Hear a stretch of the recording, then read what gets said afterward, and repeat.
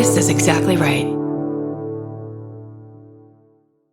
Everyone loves the idea of spending an afternoon curled up with a good book. Well, grow up, because it's almost impossible. Luckily, you can take your next great story with you on Audible. Audible has a massive selection of titles to choose from, including This American Life, new books by Michael Connelly, along with classics from Agatha Christie, and so much more. Whether you want a mystery, a true crime story, or something completely different, there's always something new to listen to. New members can start listening with a 30-day free trial at audible.com/MFM. Audible, stories that speak to you.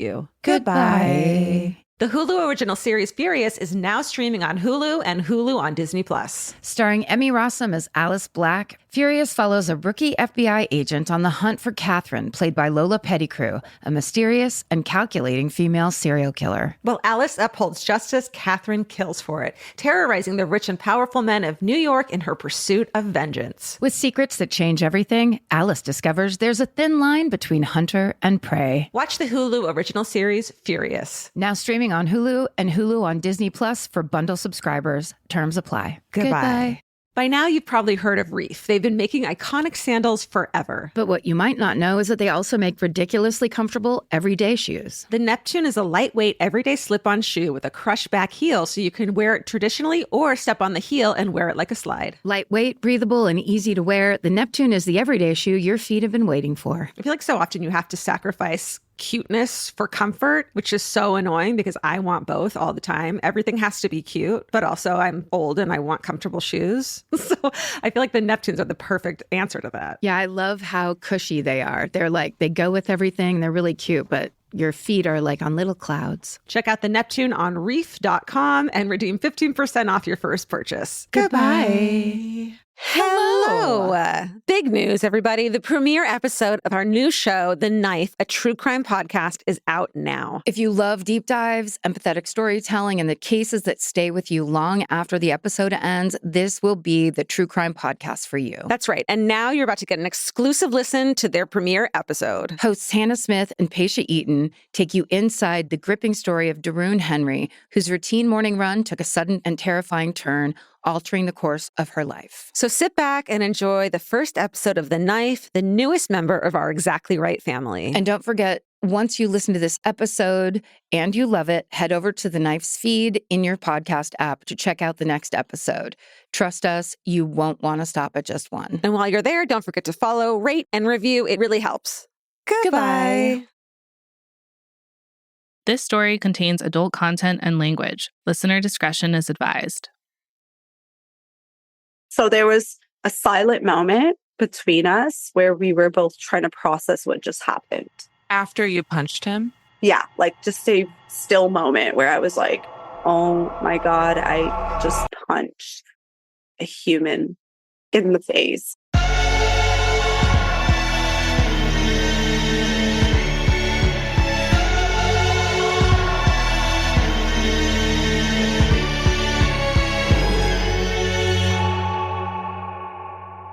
Welcome to The Knife. I'm Patia Eaton. I'm Hannah Smith. And this week, we speak with a woman named Darun Henry. She is a personal trainer, influencer, and mother of two who lives in Toronto, Canada. In September of 2021, Darun had just moved into a new home with her kids and then husband.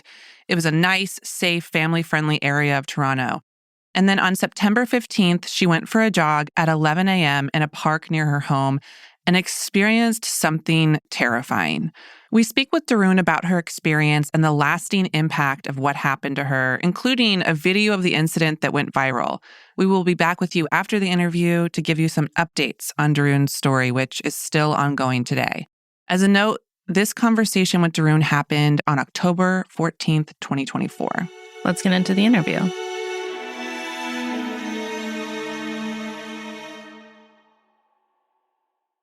Let's start off with you telling us a little bit about yourself and your background. I'm Darun Henry. I am an online fitness coach. I'm a mother of two beautiful girls who are 13 and 7, and I'm just a very passionate entrepreneur. I had a very hard upbringing. I was born in Iraq. I'm Kurdish, so I Not to like go too deep, but I lost my brother. My brother was killed by a landmine when I was 5. So, and then I was like a refugee until we came to Canada at the age of 7 or 8. So in 96. And so a lot of my conditioning was limiting beliefs. I was very insecure because I didn't do too well in school.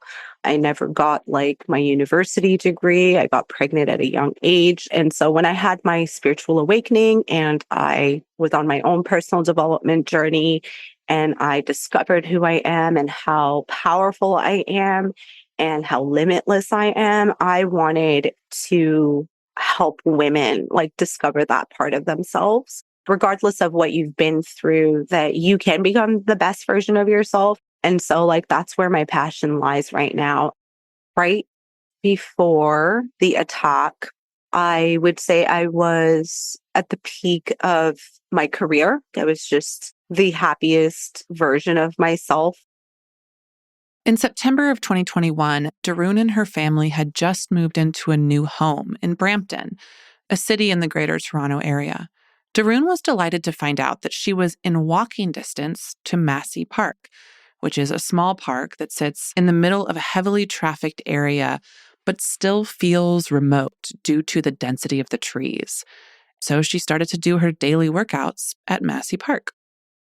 So it's September 15th, 2021. So school had just started. Yeah, like I had taken the kids to school that day and I went for my jog around like 9:30. Being in the forest, I would often like do walking meditations. I'd connect with God. So on that day, it was different because I needed more content. So that was the only day I had taken my tripod because I do believe that having my tripod kind of saves me in a way that day.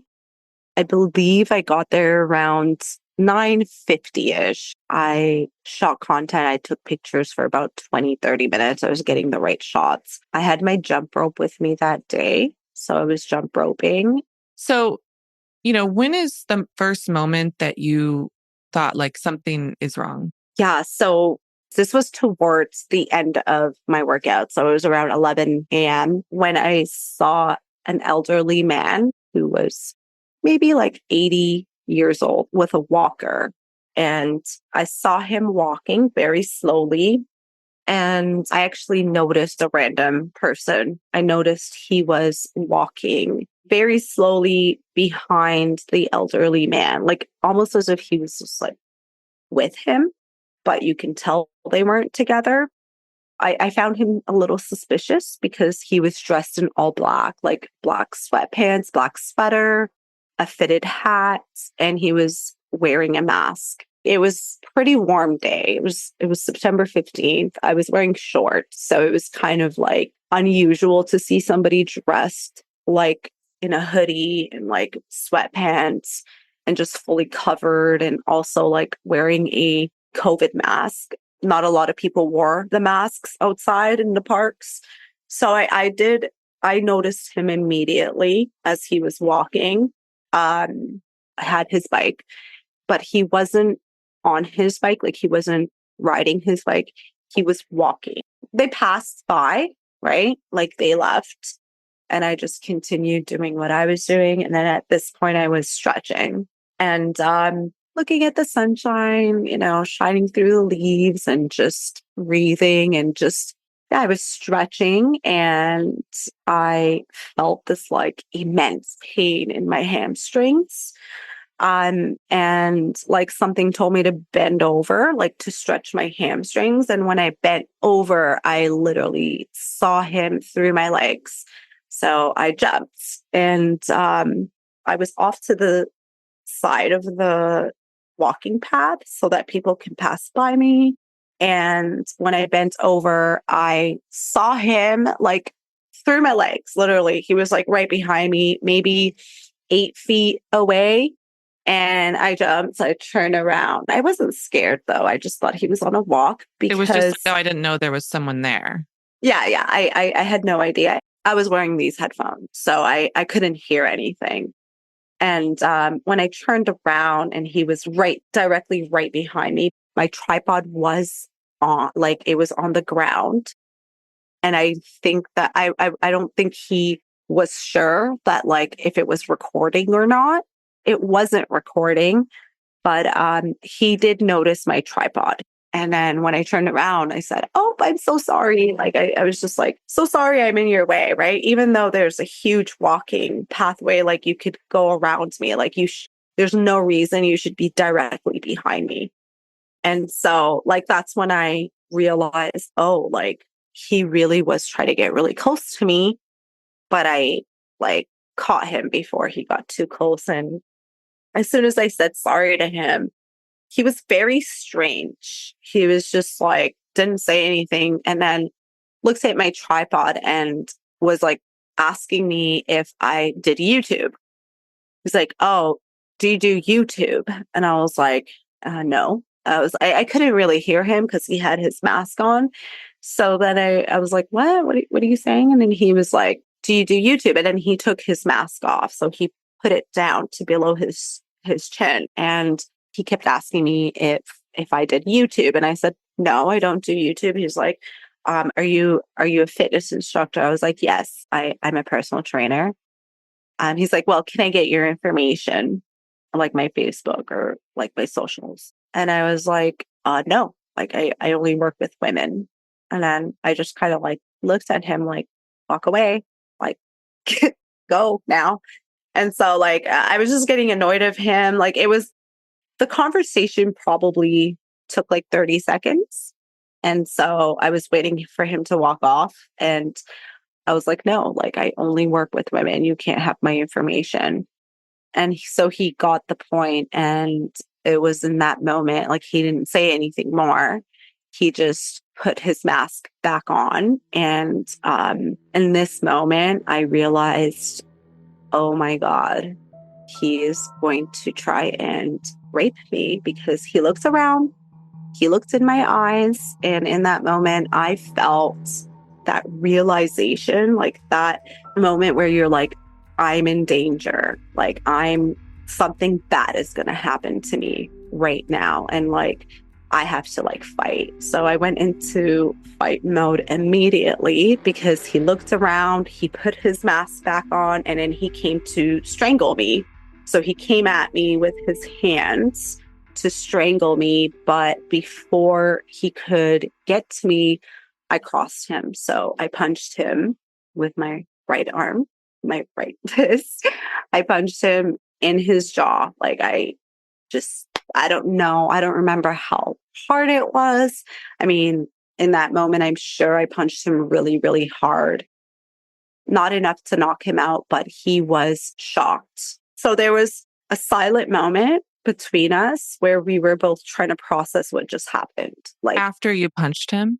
yeah, like just a still moment where I was like, oh my God, I just punched a human like in the face. Like I was taking boxing lessons, but I always had gloves on. I never punched a human before, like flesh and bone. So like there were so many thoughts running through my head, like, oh my God, he's going to kill me. I just punched a man in the face, and he's going to kill me. So because you say like, and you did this motion, which people can't see on the podcast, but you're saying that he was coming at you with his hands out in a clear way, that like he was going for your throat. Yeah, he was coming for my throat. Yeah, like that was hands down the scariest moment of my life. Just, I didn't even react. Like I didn't even think. I just reacted and I punched him. And I honestly believe that like punching him in the face was the best thing I could have ever done, because it completely threw him off. And after I punched him, I did freeze, because I was like, at the end of the day, I'm 5'1" and he's really tall. I don't know who he is, what he's capable of. I don't know if he has a weapon on him. But then right after I punched him and we had that silent moment for maybe 5 seconds, it aggravated him. So he tried to take me down. And so I always mention that like my boxing lessons saved my life. I was able to fight him. So I literally heard my coach, his name is Jerry, and I literally heard Jerry in my head. I heard him say, put power behind it. Like as I was punching, because that was something he'd often say to me, put power behind it. And it's that repetition of punching over and over and over. And even, I don't know how it happened, but he was on the ground at one point. I kicked him really hard in his ribs. I wish I had kicked him in his balls, but I kicked him in his ribs. There was a point where he was looking for something on the ground. So he was searching for something on the ground. And in that moment, I thought, oh my God, he's looking for a rock, like to knock me out, right? Like that was my thought. It was like, he's looking for something to like knock me out. And like, that was the moment I remembered I had a voice, because, you know, when you're fighting for your life and that you don't remember that, like, I didn't remember I was in a public park. In that moment, I remembered, like, you're in a public park. There's people. Somebody's going to hear you. And so I literally started screaming bloody murder. I started screaming for help, like, as loud as I could. And yeah, like, that was something it's hard to relive. But yeah, like I thought, like, if like that was my last resort, was just screaming for my life. It was really, really scary. So yeah, and then as soon as I started screaming for help, like his eyes bulged out, and yeah, and then he ran away. But when he ran away, he ran towards the right side of the forest. And then I think he got maybe 10, 20 steps in, and he stopped and he ran the opposite direction. And that's when I pulled out my phone and I started recording him, because I needed evidence of him running away. I needed evidence of like what he looked like, what he was wearing. Like, I just needed something to show the police. I had no idea why he stopped and ran the opposite direction. But then I realized when he picked up his bike that it was the same person who had walked by me 10 minutes prior to. And I realized that he had hid his bike and was watching me for about 10 minutes. Summer's for adventures, road trips, and adding a whole lot of miles to your car. That's why it's worth stopping at Valvoline Instant Oil Change first. If you need an oil change, make the smart stop at Valvoline Instant Oil Change before you hit the highway. Their trained techs can help you get road trip ready with an oil change and an 18-point maintenance check included with every oil change, checking your tire pressure, wipers, lights, and more. That means they're checking important things before you're halfway to your aunt's house with no cell service. And these aren't just any techs. Valvoline Instant Oil Change techs complete over 270 hours of training, so your car's in capable hands. The best part, you can stay in your car and you're in and out in about 15 minutes. So before your next long summer ride, pull into Valvoline Instant Oil Change. Valvoline Instant Oil Change. Change wisely. Goodbye. The Hulu original series Furious is now streaming on Hulu and Hulu on Disney+. From Liz Merriweather, the Emmy-nominated executive producer of Dying for Sex and The Dropout, comes a gripping psychological thriller. Starring Emmy Rossum, Furious follows Alice Black, a rookie FBI agent on the hunt for Catherine, a mysterious and calculating female serial killer. It's Alice's first case on the job, and she's already bitten off more than she can chew. While Alice believes justice is achieved through law enforcement, Catherine has lost all faith in the legal system. She's taken it upon herself to terrorize the rich and powerful men of New York in her pursuit of vengeance. As Alice and Catherine's twisted game of cat and mouse unfolds, the lines between good and evil and right and wrong begin to blur. With shocking crimes, tangled relationships, and secrets that change everything, Alice discovers there's a thin line between hunter and prey. Watch the Hulu original series, Furious. Now streaming on Hulu and Hulu on Disney Plus for bundle subscribers. Terms apply. Goodbye. Grocery shopping seems like it should take 20 minutes. And then 2 hours later, you're standing at the checkout with a frozen pizza and 6 different types of chips. Lucky for you, there's Hungry Root. Hungry Root is like having your own personal shopper and nutritionist all wrapped in one. They'll take care of the weekly grocery shopping and recommend groceries and meals tailored to you. Once you tell them about your goals and preferences, they fill your cart with personalized recommendations. And those recommendations get smarter as Hungry Root learns more about what you did or didn't like. Most of Hungry Root's recipes can be made in just 15 minutes or less. You can't get any easier than one pan shakshuka. I've always said that. Yeah, I love the convenience and also the fact that I don't have to go park anywhere. Thank God Hungry Root's around to help us shop and help us build really healthy and delicious meals. For a limited time, get 40% off your first order, plus get a free item in every box for life. Go to hungryroot.com/MFM and use code MFM. That's hungryroot.com/MFM, code MFM to get 40% off your first box and a free item of your choice for life. Goodbye. After Darun was able to fight off this attacker, she somehow had the presence of mind to take out her phone and hit record, capturing him running into the woods. Then a man in the park who had heard her scream showed up and called the police.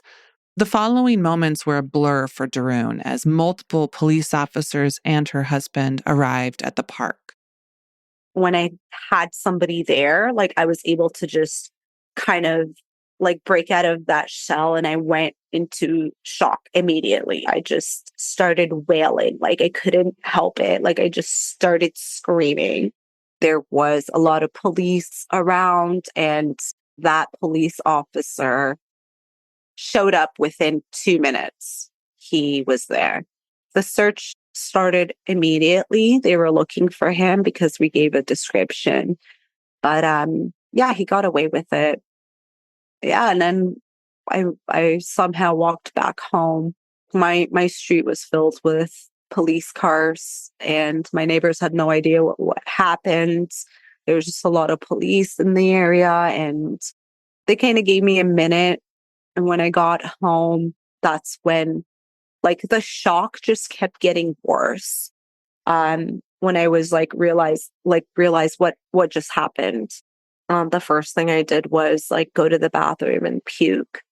I don't know how to describe it, but it felt like I puked like this evil, it just came out of me, and I puked, and I was messed up. I was really messed up because I kept thinking oh my God, what if I didn't turn around? What if he had just knocked me out before I had turned around? There's obviously this range of emotions that you're then experiencing directly following the attack. What do logistically the hours and the days following the attack look like? Yeah, that was a huge ordeal. When we get into the police, there's a lot to say because, I essentially risked my life capturing that video because I should have been running to safety. But I took an extra 10, 15 seconds just to get him on camera. Yeah, when I was very disappointed when they told me that they couldn't do anything with that evidence. I had this fantasy that they were going to put it on the news that night and show the clip of him running through the woods, and my neighborhood's going to be a safer place.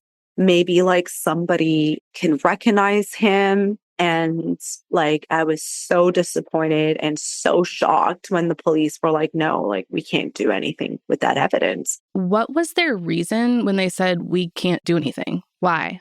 Well, because it's alleged. They can't prove what he did. They just have a video of a guy running through the woods, and it's an alleged attack. And they just don't do that. So I was okay, well, what are you going to do? There's a guy out there attacking women at 11 a.m. He is 1,000,000% going to do it again. And they're yeah, we're going to put it up on our website. And then I was angry. I was what fucking website are you talking about? I live in this neighborhood. I don't know about your website. I doubt anyone here knows that you have a website or that anyone goes on there daily to check. They questioned me for about half an hour. And I was yeah, I was just messed up, right? They gave me maybe 10 minutes to myself. And like during that 10 minutes, I was puking. Then we were talking and I was angry. I was so angry. I was like, what do you mean you're not going to do anything? What do you mean you're just going to put it on a website? Like, what good is that? And they literally told me like the best thing you could do is just not go back into the woods. And I was like, I was like, are you fucking kidding me? Like, what am I, a caged up animal? I can't even go for a walk in my neighborhood in the park where I take my kids every day. Like, I walk my kids to the park. Well, also, this is our advice to women on how to stay safe. Don't leave your house. Yeah, exactly. According to Darun, the police said they would post the report on their website to alert the neighborhood. But she didn't feel that this was good enough. After all, she lived in the neighborhood and she'd never heard of the website. Darun has a significant following on social media. And so the next day, when the police report still wasn't up online, Darun decided to post the video that she recorded in the park of her attacker. This is the first part of that video. Darun screams as a blurry figure darts through the woods. Help me!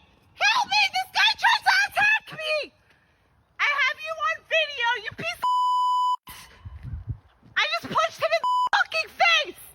Yeah, you piece of The video then cuts from the park to Darun sitting on her front porch the following day, speaking directly to her followers.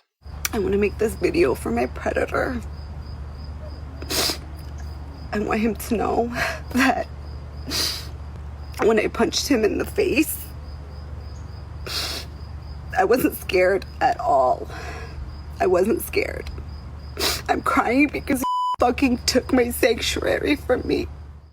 It went viral within hours. And at one point it was at 30,000 views, and it was at 300,000 views, and it was at 500,000 views. And it was just like a snowball effect, and it just kept getting bigger and bigger. And that was extremely hard to navigate through as I'm trying to like collect myself. I was getting messages from all over the world. Like, it went viral in India, it went viral in Europe, it went viral in South America. For some people, it was like entertainment. I experienced a lot of victim blaming, but I have to say, I did also feel like the support of the world behind me. And they ended up posting the police report after it went viral. But I also felt like the system really failed me, because if they had just taken me seriously, if they had publicized my report, then the second attack wouldn't have happened, which was just 6 days after mine. Do you know what happened with that attack, and how did you learn about that attack? I found out about the second attack through a follower. Somebody sent me the report. What happened was literally the same exact scenario. He attacked her on a Tuesday. It was around the same exact time, like 11 a.m.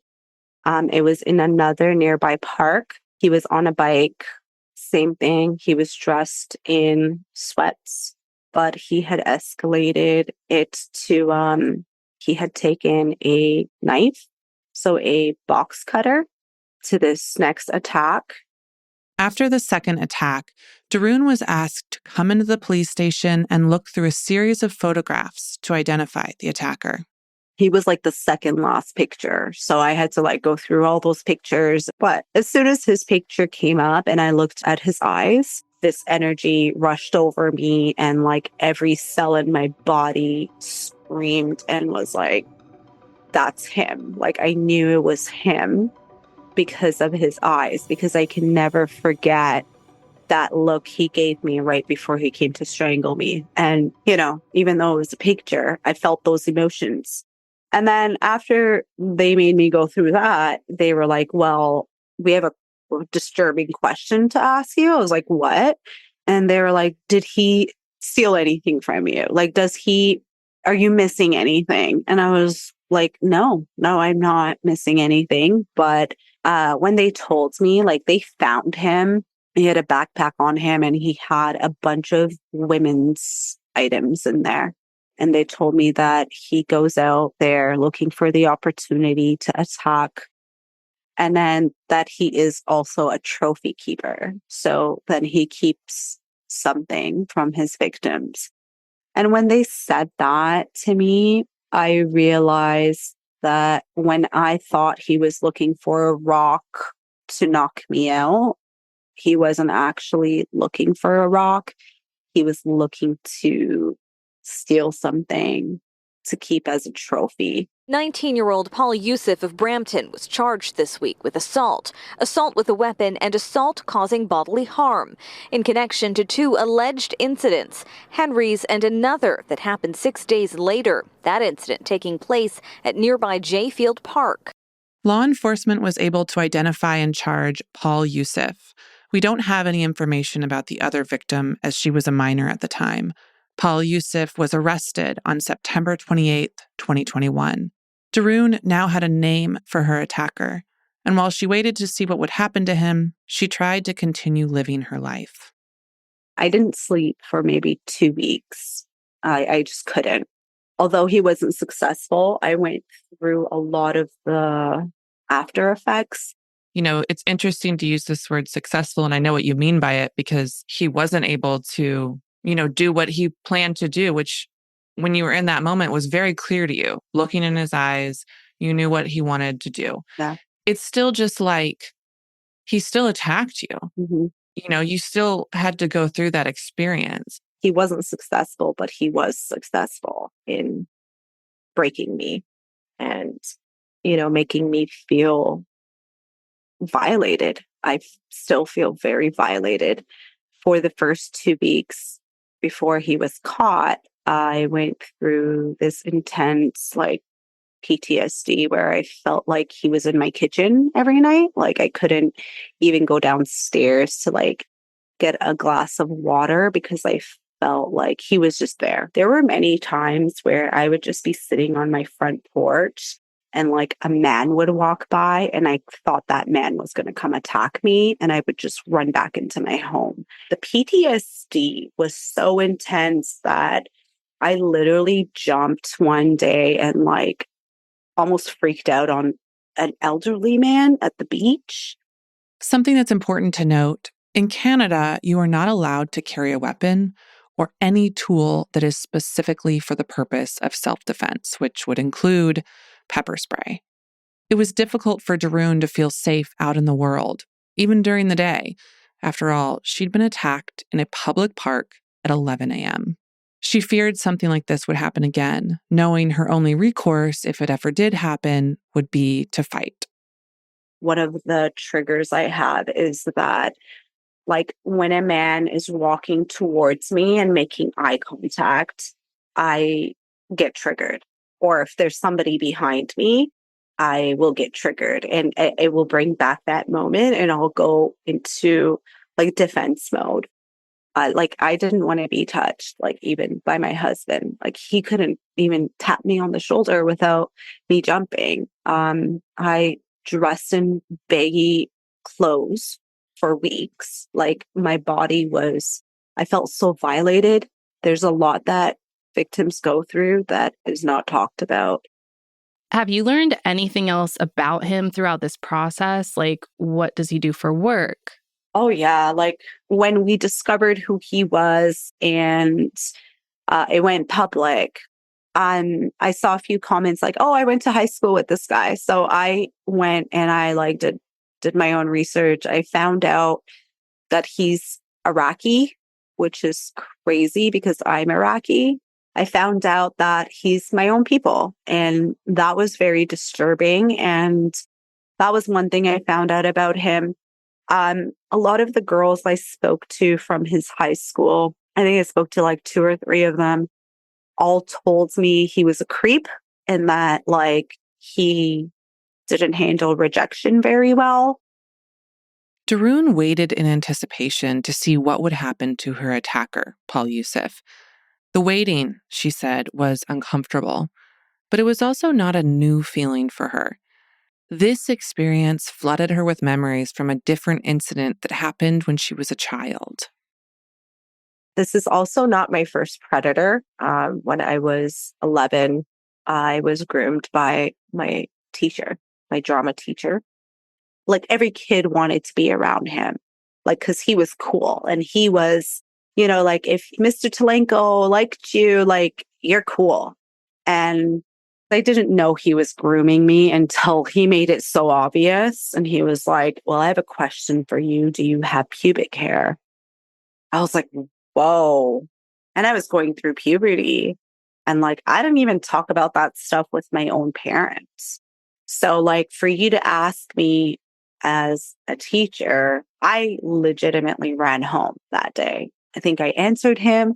I have no idea what my reaction was. I just was like, what the fuck, dude? And I ran out of there. Like, I went home and then I just avoided him for the remainder of the year. I noticed he always had like a favorite student that was always a female who was always in grade 6. And the reason he targeted grade 6 students, and this is just all my theory, was because the year, like that was the last year of elementary, and then you go to middle school. And so you can kind of get away with doing whatever. And then they were off to the next school, which is exactly what happened with me. I just moved on and I went to the next school and I forgot about it. Darun was clear that although her 6th grade teacher, Greg Talenko, had not physically abused her, his actions were harmful. He was a teacher, someone in a trusted position of authority, and he'd used that power to manipulate her. At the time, Darun didn't know the term grooming, but she does now, and that is exactly what Greg Talenko was doing. Darun listened to her instincts and distanced herself from Talenko, never telling anyone what happened. That is, until 2 years later, when she learned that she was not Talenko's only target. And then 2 years later, it came up that after the year I left, there was like 5 girls that he was, grooming and had invited back to his house and shown them porn on his computer. He had shown them his privates, and like he took it so far with those girls, they, I guess, thought it was a joke. They didn't realize what was happening. And they told me, like, we were on the bus going to school, like they were in grade 7, I was in grade 8, and they were telling me all these stories. And I was like, you guys, like, we have to come forward. And it was my idea to come forward because I have a younger sister and he used to call her little Darun. And I just knew that like she was his next target. So I really did it for my sister. And yeah, at a young age, I had to get questioned. I felt like I was getting interrogated by the police. There was like victim blaming involved at that time as well with the new teachers in grade 8. Like I remember getting treated differently because of coming forward. And so, yeah, this cuts deep because I still have trauma from the age of 11, 12, 13. Darun was in middle school, a time wrought with difficulties and insecurities for most of us. But still, she decided to speak out and lead the charge in bringing Greg Talenko's actions to light. Darun's younger sister was going into 6th grade the next year, and she did not want her to have the same experiences with Talenko. As a result of Darun and others speaking out, in 2001, Greg Talenko was arrested and charged with sexual assault, invitation to sexual touching, sexual interference, and criminal harassment. He had been teaching at Cedar Drive Public School for 12 years at that point. I was very afraid of like coming out because as a child, you think that like you did something wrong. For the teacher to ask me a question like that, like, what did you do for him to ask you that, right? Like that was how my mind worked. At the end of the day, I feel like my voice is there. Like this time around, like I fought so hard because of little Darun, because like little Darun never got justice. Like I was just like, yeah, I'm just like a witness in all this, but really I was a victim and I was groomed and my innocence was stolen. But I was okay with like not getting the justice as long as he was in trouble and as long as like there was other victims to help me prove that this guy shouldn't be a teacher, shouldn't even be around kids. I asked Darun what she meant when she said she never got justice as a child. And what came to light was that she felt she missed out on the process.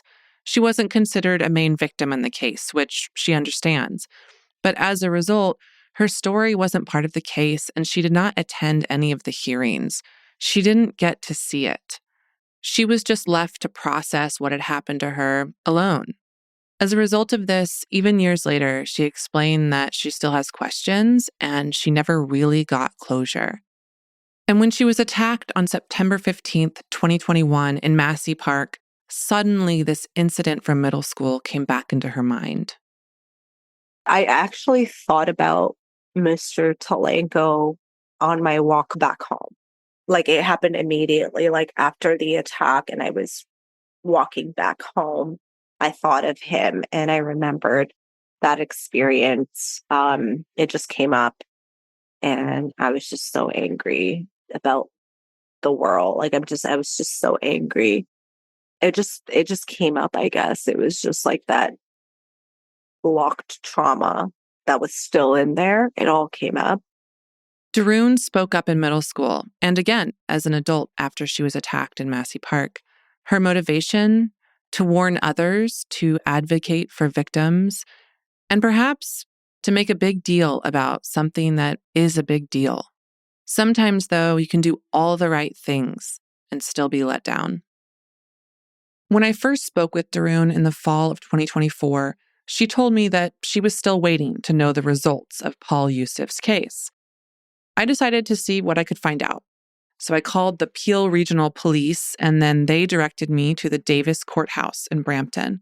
We don't directly talk about this in the interview, but what happened was I was emailed the case documents the day before we recorded this interview with Darun. I found out that the sentencing hearing had already happened. It happened in May of 2024.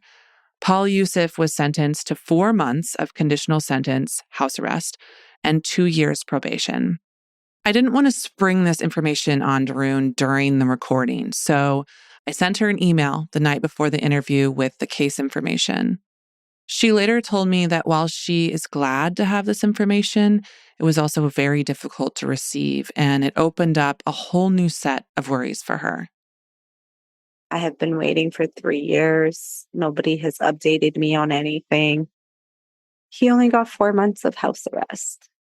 He also lives in our neighborhood. So he lives within 5 kilometers of us. So that's the other scary part is like, like he's free now. And I had no idea.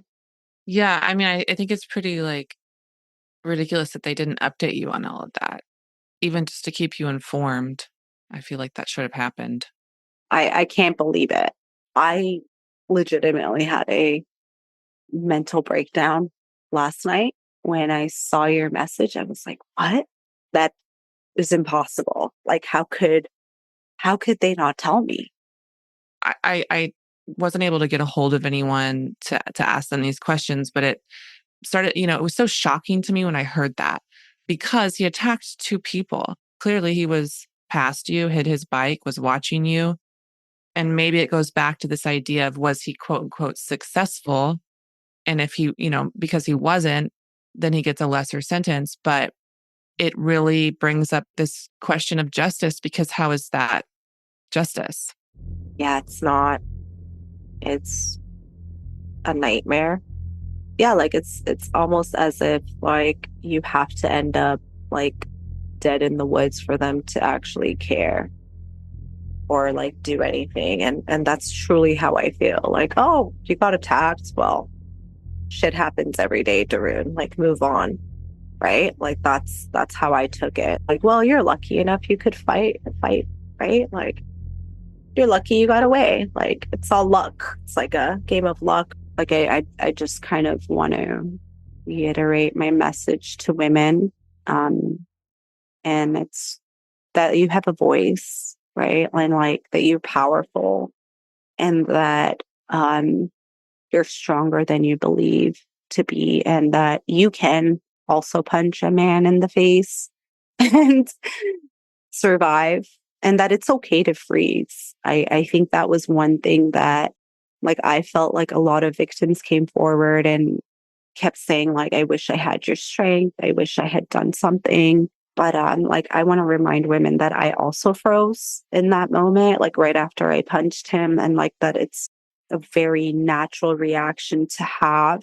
But the more prepared you are, right? Like I just feel like I was prepared, and that, you know, at the end of the day, I feel like, you know, I was very successful, quote unquote, in getting him captured and, you know, all that stuff, because it rarely goes that far, right?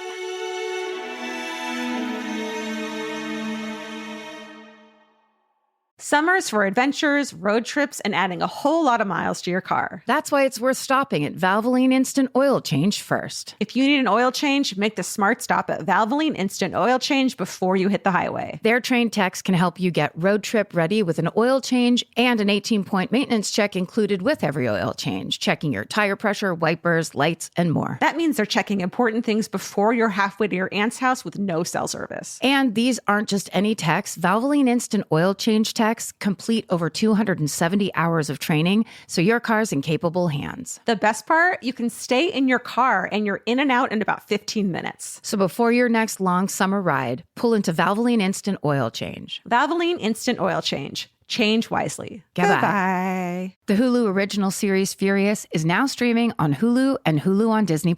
From Liz Merriweather, the Emmy-nominated executive producer of Dying for Sex and The Dropout, comes a gripping psychological thriller. Starring Emmy Rossum, Furious follows Alice Black, a rookie FBI agent on the hunt for Catherine, a mysterious and calculating female serial killer. It's Alice's first case on the job, and she's already bitten off more than she can chew. While Alice believes justice is achieved through law enforcement, Catherine has lost all faith in the legal system. She's taken it upon herself to terrorize the rich and powerful men of New York in her pursuit of vengeance. As Alice and Catherine's twisted game of cat and mouse unfolds, the lines between good and evil and right and wrong begin to blur. With shocking crimes, tangled relationships, and secrets that change everything, Alice discovers there's a thin line between hunter and prey. Watch the Hulu original series, Furious. Now streaming on Hulu and Hulu on Disney Plus for bundle subscribers. Terms apply. Goodbye. Some flavors will always make you smile. And with Kachava's new cinnamon French toast flavor, you can enjoy the taste of your favorite childhood breakfast without the sugar crash. Kachava is an all-in-one nutrition shake that comes in so many delicious flavors, including the brand new cinnamon French toast. It's made with real cinnamon bark for the richest, deepest, most authentic flavor. And just 2 scoops provide complete nutrition your body craves with protein, fiber, greens, and so much more. Kachava provides clean nutrition to fuel wherever your day takes you. No fillers, no nonsense. Okay, the Exactly Right Media office has all become obsessed with Kachava because they keep sending us these amazing boxes of all the flavors, and everyone kind of fights over it now. So we got this new flavor in, and I mean, there was like a line to try it. It's pretty great. We're real believers in the whole Kachava line, so treat yourself to a childhood favorite. Go to Kachava.com and use code MFM for 15% off your first order. That's Kachava, Kachava.com, code MFM. Go to Kachava.com and use code MFM for 15% off your first order. Goodbye. Bye. Wow, that was an incredible interview. I feel so lucky she shared her story with us. Me too. Yeah, it was really powerful. And I'm so glad that she spoke with us. Going into these interviews, we have to do some level of prep. And in this case, you discovered that Paul Youssef had already actually had his court proceedings. Mm-hmm. So do you want to talk a little bit about how you navigated that going into the interview with Darun? Yeah. It's not something I think I would have known how to do or felt comfortable doing before we started working and podcasting, because basically I couldn't find any information about it online. Neither could Darun, which is why she believed that the case was still open. And so I called the police station where the article I did find where he was arrested, and then they told me the courthouse, which was like in a different county. So then I called the courthouse and got a hold of them, and then I was able to get the court documents, and I was really surprised to learn that the case was closed, that his sentencing hearing had already happened like 6 months before. And I don't know exactly why he got a 4-month conditional sentence and 2 years probation. But the most shocking thing to me was that Darun had not been updated and had not been able to find this information. And lived so close to him. Lives like a few miles away and had no idea. Such a nightmare. Okay, so this takes place in Canada, which is different than the US, and I'm not as familiar with the laws there. It was difficult, honestly, even getting the court paperwork, much more difficult than I found in the US when I've sought out records. So I reached out to a few different reporters. Essentially, I didn't get a clear answer on this, on what the process is, and also why a victim wouldn't be informed. But you might have some information about this. Yeah, well, after we talked about this and came to this sort of realization that we weren't even clear on what Darun's rights were as a victim of someone who physically assaulted her, probably with the intent to sexually assault her, you know, it was really alarming. And so I went ahead and contacted a victim advocacy group called the Canadian Resource Centre for Victims of Crime. And I spoke with a representative there, and she had some really interesting information. Essentially, in Canada, there exists the Canadian Victims' Bill of Rights. And Darun had a lot more rights than I think were exercised. And probably that's because she didn't even know that she had those rights. And it also goes back to, well, she's the victim of a crime. And so is the onus on the victim to go say, okay, what are my rights? Or is it on law enforcement to say, okay, here's your rights, or connect you to someone who can make you aware so that you can stay safe throughout this ordeal?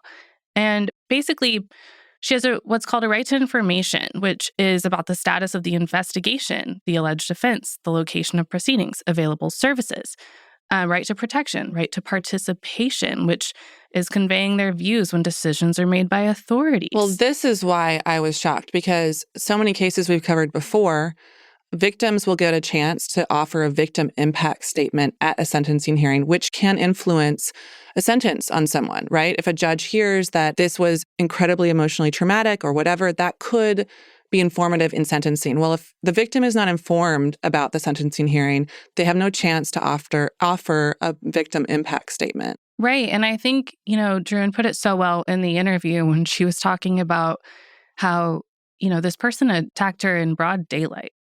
In broad daylight, I think it was 11:30 a.m. She was like, of course he was going to do this again. And she was right. And was keeping trophies. Was keeping trophies. Like he was not someone who was just going to be kind of come to the realization that he shouldn't be doing this. He's dangerous. And so it was really scary, I'm sure, for her to learn that he actually lives quite close. And she had no idea what the status was of the case. No one told her.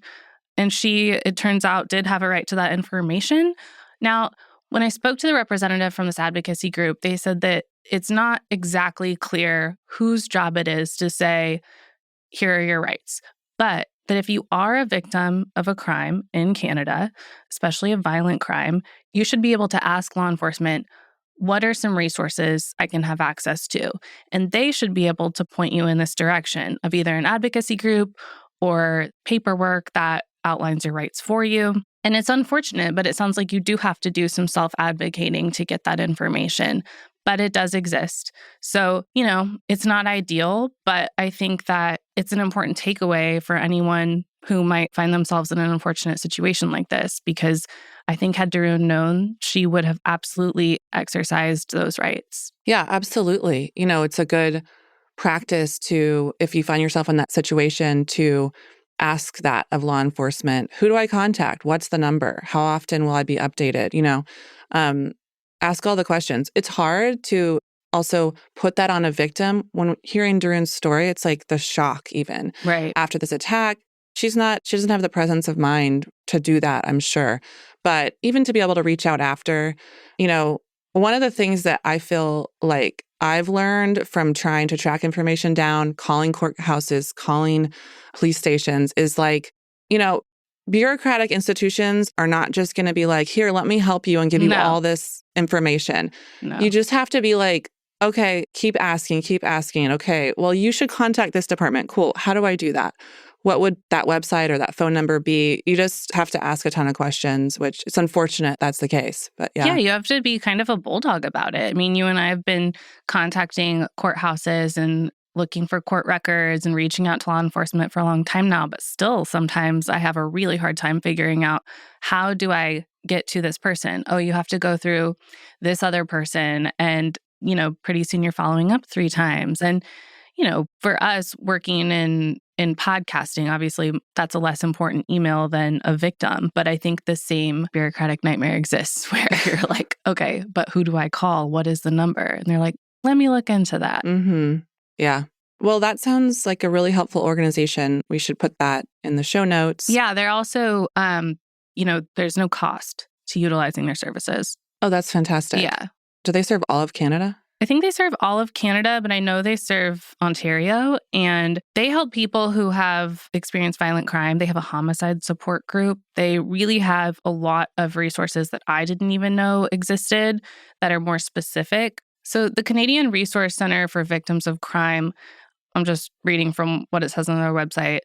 The CRCVC provides support, research, and education to survivors of serious crime and stakeholders in Canada.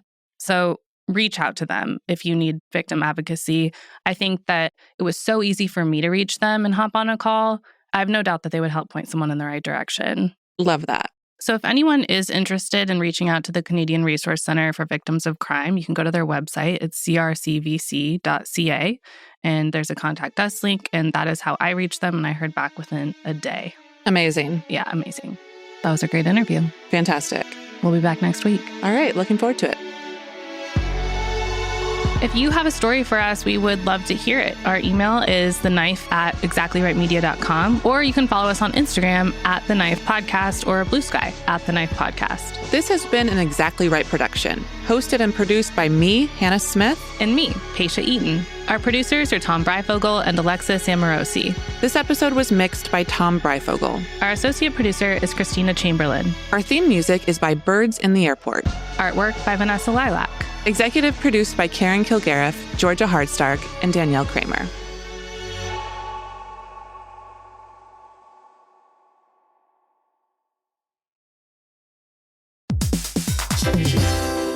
Hey everybody, here's the thing about other home security systems. They're all designed for after the window breaks, after someone's inside, after you get the notification, after the police come. SimpliSafe is the first system designed for before, stopping a break-in before it even begins. That's right. Unlike traditional security systems that only alert you after a break-in is already underway, SimpliSafe is designed to help prevent the crime before it starts. Their cameras can detect suspicious activity at the perimeter and alert live U.S.-based agents. Then SimpliSafe's agents assess the threat, intervene, speak through the camera to scare off the intruders, and call for 911 dispatch. That's right, and SimpliSafe has been protecting your world for 20 years, everybody. So celebrate their anniversary and save 60% on your new SimpliSafe system at simplisafe.com/stuff. That's 60% off, you guys, at simplisafe.com/stuff. Plus, when you order, write in our show name and the How Did You Hear About Us survey to let them know that we sent you.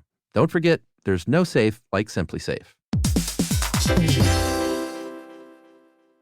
The kids are back in school. Now it's your turn to head back to the beach. During Cheap Caribbean's Back to Beach sale, save $200 site-wide on vacation packages of 4 nights or more with code 200BEACH. Trade school drop-offs for beach walks, lunch boxes for beach bars, and your daily routine for adults-only relaxation. Use code 200BEACH and get more beach for less money. Book your beach vacay today at cheapcaribbean.com. Goodbye. Bye.